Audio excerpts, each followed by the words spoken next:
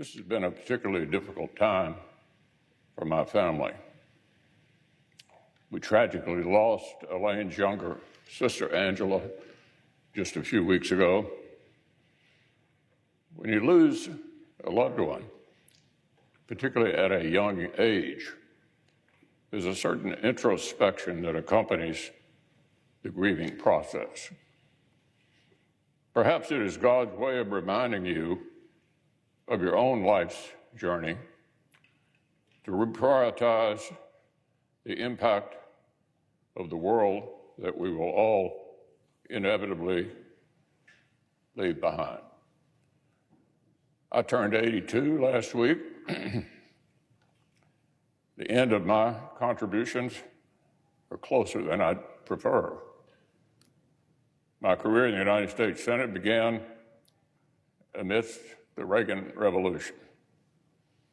The truth is, when I got here, I was just happy if anybody remembered my name. President Reagan called me Mitch O'Donnell.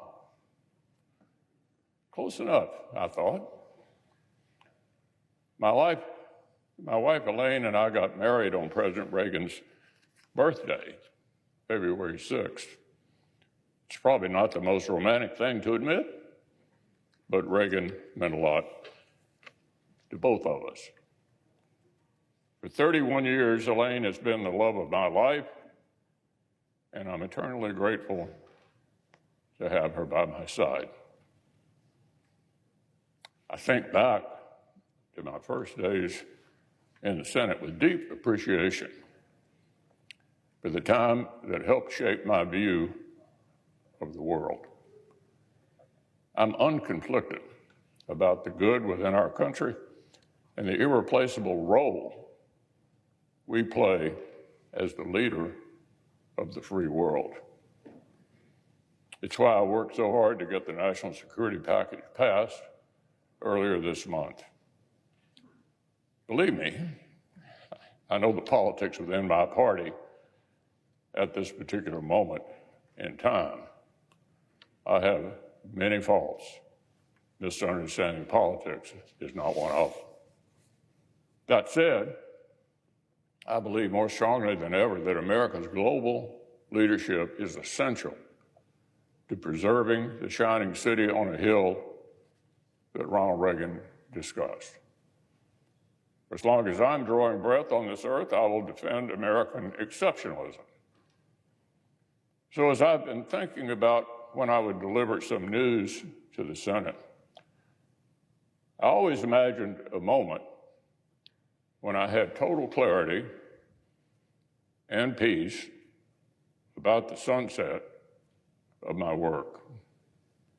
A moment when I'm certain I have helped preserve the ideals I so strongly believe. That day arrived today. My goals when I was narrowly elected to the Senate back in 1984 were fairly modest. Do a good job for the people of Kentucky and convince them that by doing so they might rehire me for a second term. That was it. That was the plan.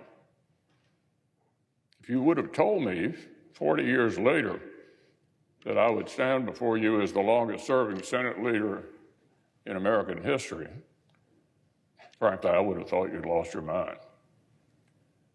I have the honor of representing Kentucky in the Senate longer than anyone else in our state's history.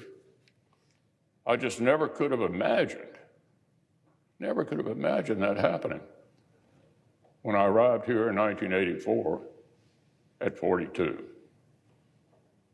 I'm filled with heartfelt gratitude and humility for the opportunity. But now it's 2024. I'm now 82. As Ecclesiastes tells us, to everything there is a season and a time to every purpose under heaven.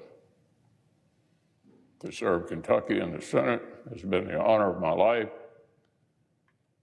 To lead my Republican colleagues has been the highest privilege. But one of life's most underappreciated talents is to know when it's time to move on to life's next chapter. So I stand before you today, Mr. President, and my colleagues, to say this will be my last term as Republican leader of the Senate. I'm not going anywhere anytime soon. However, I'll complete my job my colleagues have given me until we select a new leader in November and they take the helm next January. I'll finish the job the people of Kentucky hired me to do as well, albeit from a different seat. And I'm actually looking forward to that. So it's time for me to think about another season. I love the Senate. It's been my life. There may be more distinguished members of this body throughout our history, but I doubt there were any with any more admiration for the Senate. After all this time, I still get a thrill walking into the Capitol, and especially on this venerable floor, knowing that we, each of us, have the honor to represent our states and do the important work of our country.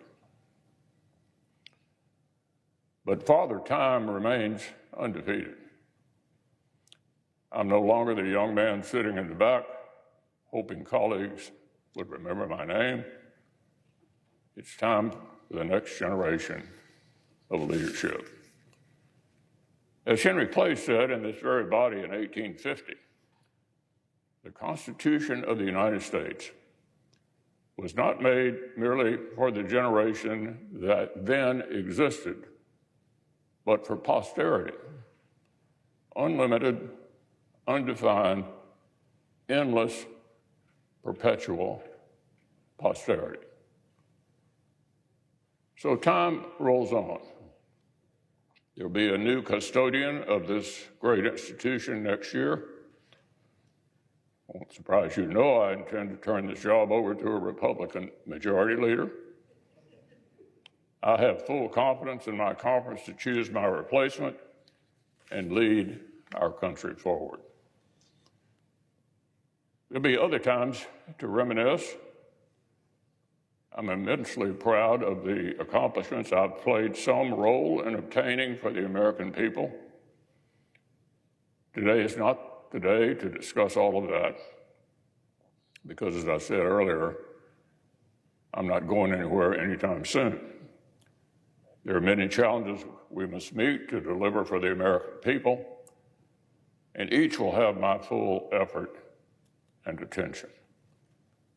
I still have enough gas in my tank to thoroughly disappoint my critics, and I intend to do so with all the enthusiasm with which they become accustomed. So to my colleagues, thank you for entrusting me with our success.